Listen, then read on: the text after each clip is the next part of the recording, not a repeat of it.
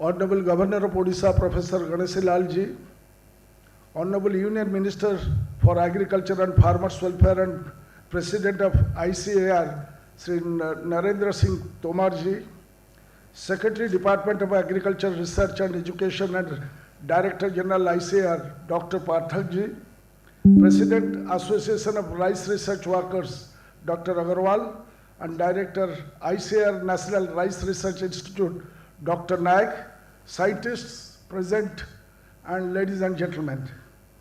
At the outset, I must thank the first citizen of India for gracing this auspicious occasion and being an inspiration to millions of Indians, especially the women of the country and the women of Odisha. Madam, your journey, struggle and grace will always be admired by all those who are in public life. We are proud that you come from the land of Lord Jagannath. Now coming to this event, we are privileged to host the second Indian Rice Congress here in the historic city of Cuttack to discuss the problems and prospects of paddy cultivation by our Annadatas. We have come a long way from being a net importer of rice when we got independence to a net surplus of rice production, which has ensured food security for all our citizens. Our state, under the leadership of our Honorable Chief Minister Sri Naveen Patnaik ji, has progressed exceedingly well, and not only our state has become self-sufficient in paddy production, but also it is exporting rice to 6 other states after fulfilling our own requirements. The first credit for this goes to the farmers of the country and the state who have toiled day in and day out to feed us. Then the governments, both at the center and the states at different times, who have brought out policies to address the bottlenecks and taken steps to remove them. And the most important link to make this possible is our scientific community, those who are present here, who have burned the midnight oil to continuously innovate and give the farmers the right variety of produce, not only good quality of rice, but also great quantity of rice. Just consider these simple statistics. When India got independence, we had about 120 million hectares of arable land, which increased marginally to 160 million hectares in 2000 and has remained more or so constant since then. But we are now able to feed more than 4 times of our population. That is the story of research in farm sector. This was possible because of the tremendous increase in yield rate. As I understand, it has almost saturated in the northern and western part of the country. But there is a huge scope in eastern Indian states like our state, including Odisha.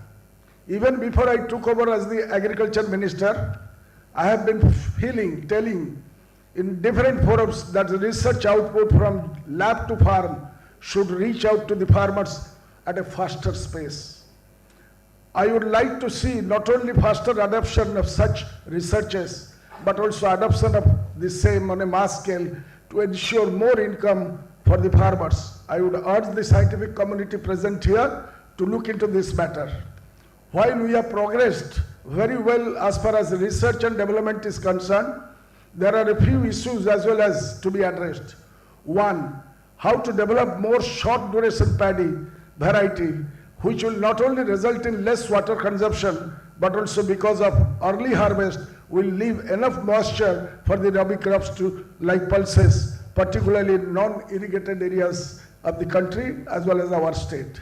One of the aspects that can be thought of, how can we cut down the cost of production as farmers feel paddy cultivation is becoming increasingly expensive.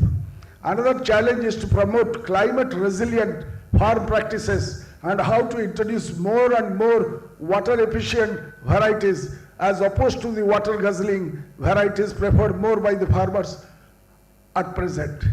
The state government, under the visionary leadership of our Honorable Chief Minister Naveen Patnaik, has been increasing the allocation to the agriculture and allied sectors including provision of agri loan at 0% up to 1 lakh rupees to the farmers, advancing maximum agri loans through cooperative banks, provision of the seeds at affordable prices, farm equipment at subsidized rates, training and extension, etc.